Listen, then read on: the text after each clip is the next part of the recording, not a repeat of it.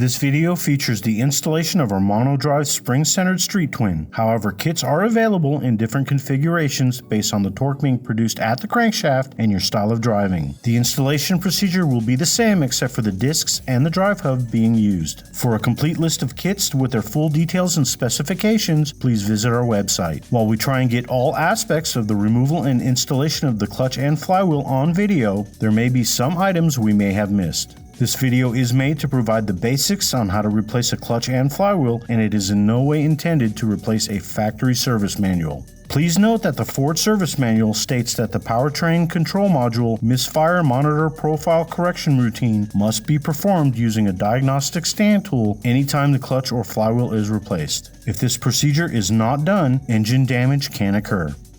Remove the retainers followed by the battery cover located on the passenger side of the engine compartment.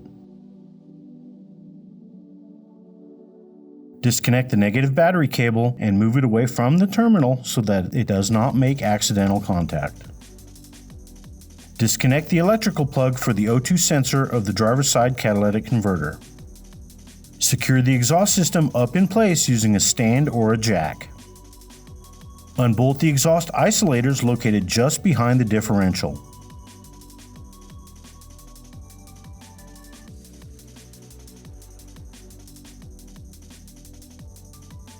Unfasten the exhaust hangers located just above the rear mufflers on the driver's side, followed by the passenger side.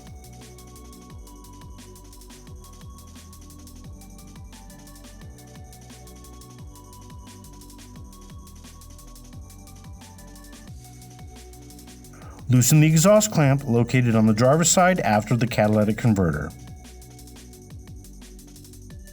Unbolt the exhaust flange located on the passenger side just in front of the catalytic converter.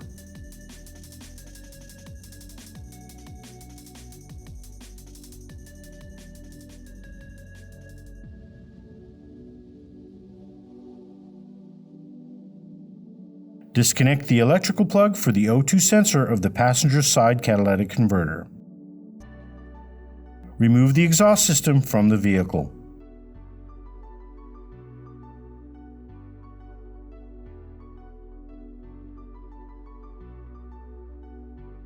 Unfasten the wiring from the starter.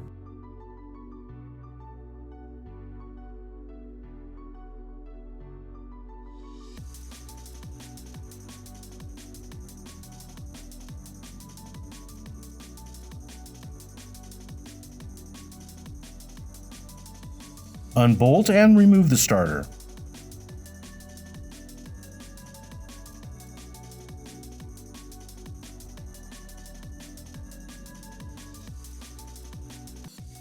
Before removing the driveshaft, be sure to mark the driveshaft and pinion flange at the rear and the flex coupling and the transmission flange at the front so that the driveshaft can be reinstalled in the same position. Unfasten the driveshaft center bearing.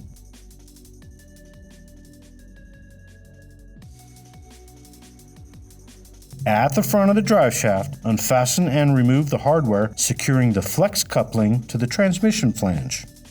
At the rear of the driveshaft, unfasten and remove the bolts securing the driveshaft to the pinion flange.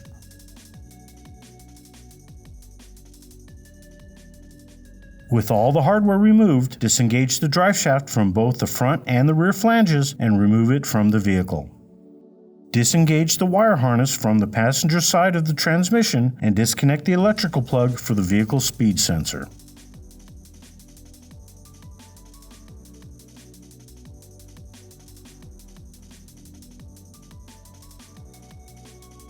Continue to free the harness from the transmission bell housing bolts and then from the driver's side of the transmission.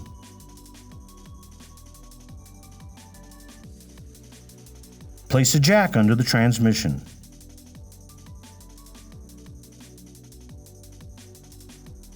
Unbolt the transmission crossmember.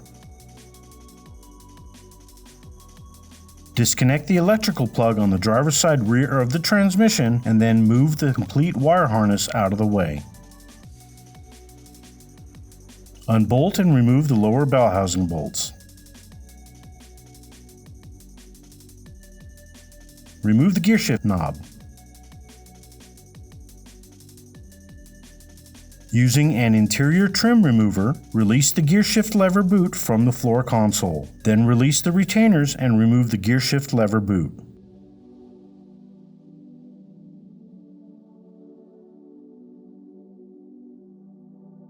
Make sure not to lose the plastic washer from the shifter. Unbolt the gearshift lever assembly and pull it down, freeing the locking clip from the stud.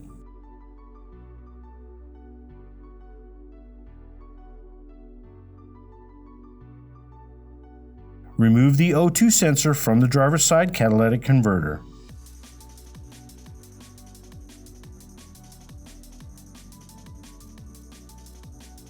Disconnect the electrical plug for the driver's side front O2 sensor. Remove the driver's side front O2 sensor from the exhaust manifold.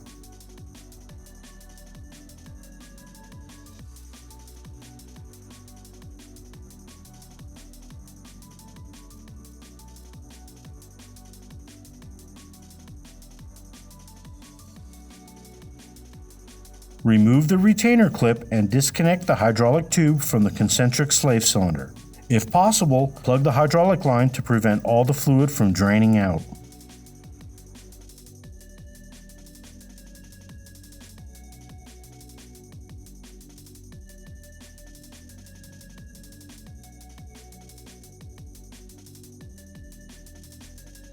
Unbolt and remove the remaining bell housing bolts.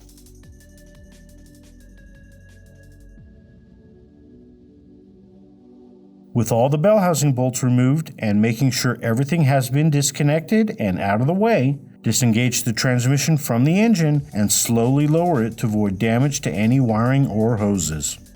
Unbolt and remove the old pressure plate and disc.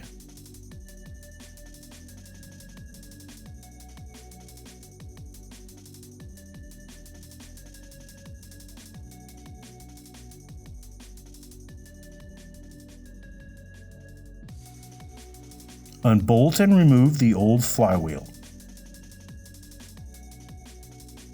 Although not included with your new clutch kit, it is recommended that the concentric slave cylinder be replaced with a new unit anytime the clutch is serviced or replaced.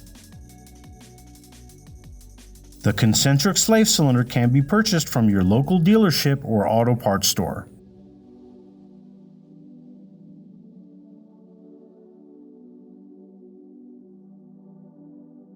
Unbolt and remove the concentric slave cylinder from the transmission. Clean the input shaft of any dirt, grease, or grime.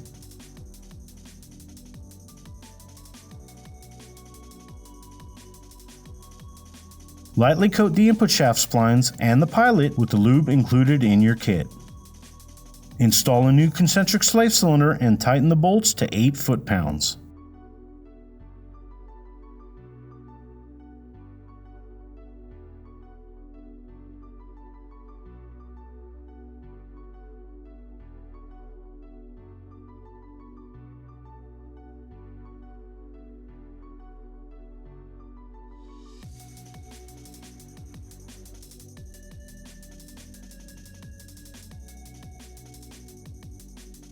Install the monodrive hub onto the input shaft and work the lube into the splines.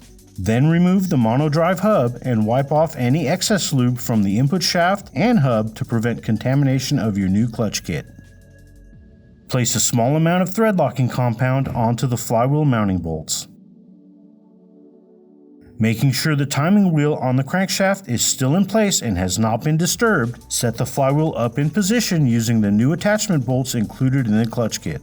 Tighten the bolts in a star pattern until snug.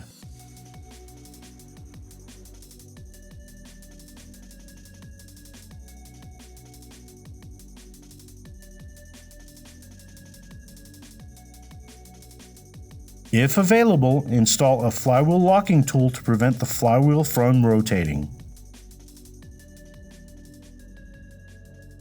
Tighten the bolts in 2 steps. First, torque them in a star pattern to 28 foot-pounds. Then mark the bolts and tighten them again in a star pattern an additional 90 degrees.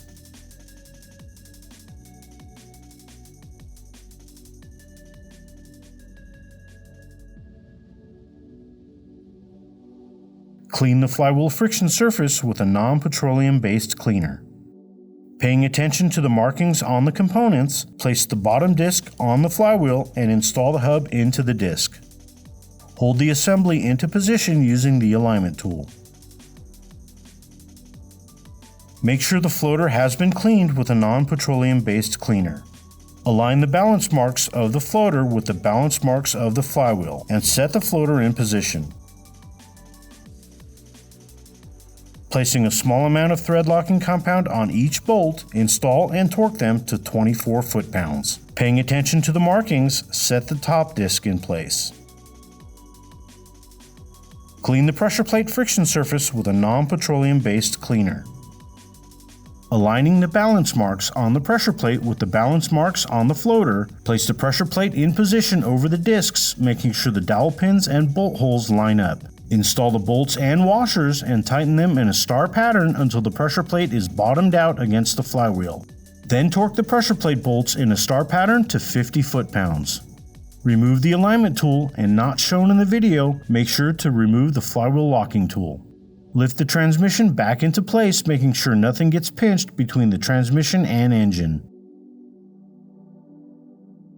Remove the plug from the hydraulic line and install it into the concentric slave cylinder, securing it with the retainer clip.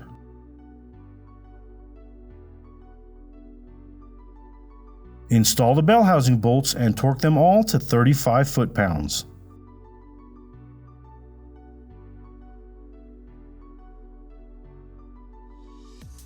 Route the wiring harness back into place. Reconnect all the electrical plugs and reattach the harness to the transmission.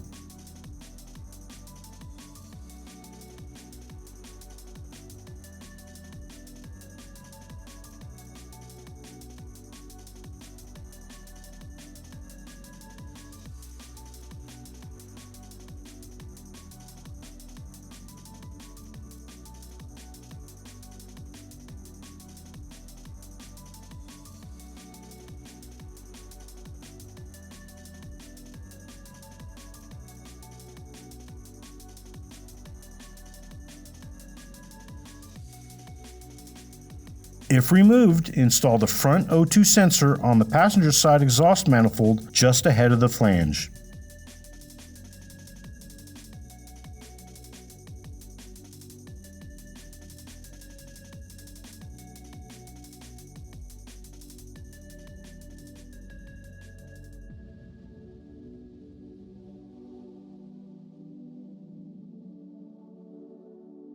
On the driver's side, install the O2 sensor back into the catalytic converter.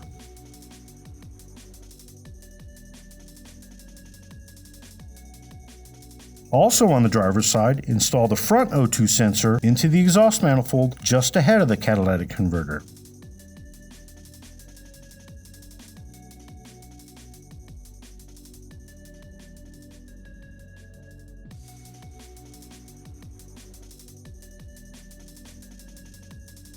Reconnect the O2 sensor plugs on the driver's side and secure them into position.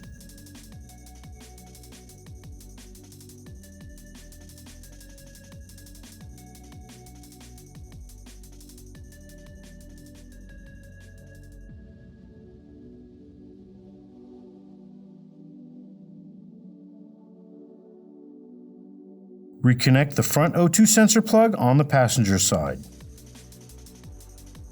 Place the locking clip back into place onto the gearshift lever assembly. Push the gearshift assembly up into position and then install and tighten the nuts to 8 foot-pounds.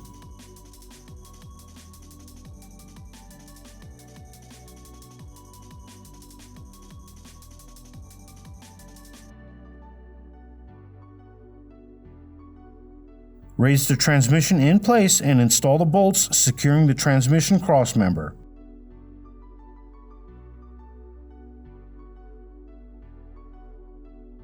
Tighten the bolts to 46 foot-pounds.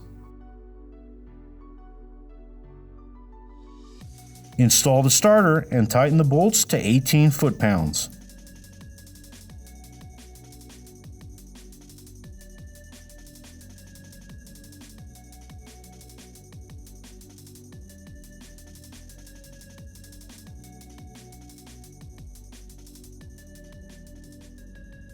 Install the starter wiring and tighten the hardware.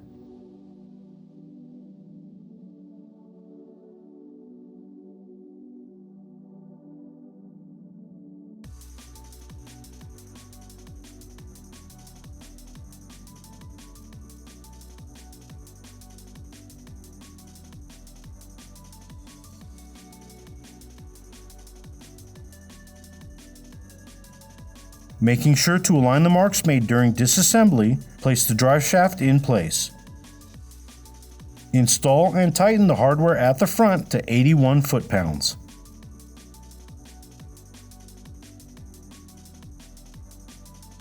Making sure to align the marks made during disassembly, place the rear of the drive shaft into the pinion flange. Install the drive shaft center bearing in position and tighten the bolts to 35 foot-pounds.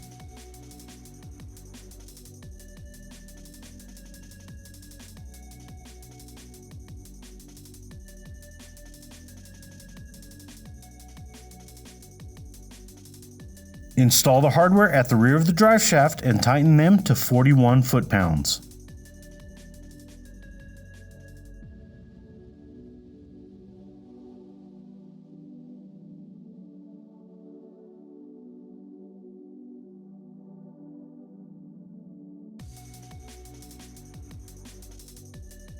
Place the exhaust up into position and hold it in place with a jack or a stand.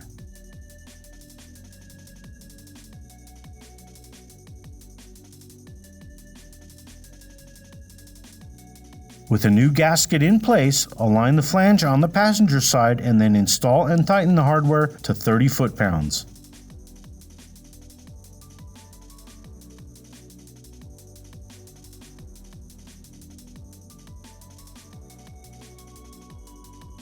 Make sure the exhaust hangers located just above the rear mufflers are in the correct orientation.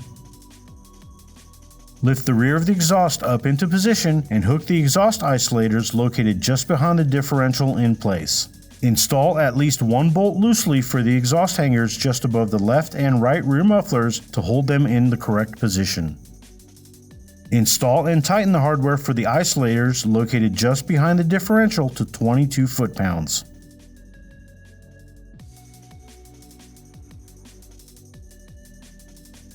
Install the remaining bolts for the exhaust hangers just above the left and right rear mufflers and tighten them all to 22 foot-pounds.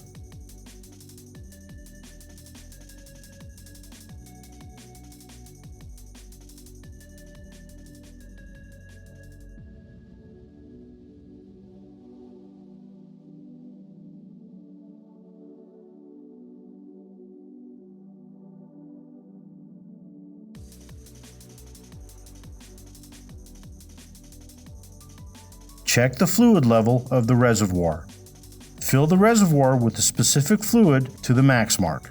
While keeping an eye on the fluid level in the reservoir, bleed the clutch hydraulics by pressing and releasing the clutch pedal until clutch pedal effort is consistent and positive at the top of the clutch pedal travel. When consistent pedal effort is achieved, fill the reservoir to the max mark and install the cap. Making sure the O-ring and plastic washer are in place on the shifter, install the gear shift lever boot and attach the retainers. Then install the gear shift lever boot to the floor console. Finally, install the gear shift knob.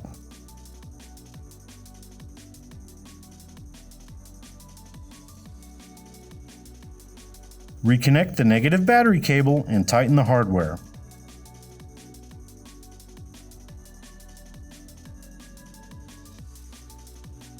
Install the battery cover and secure it with the retainers.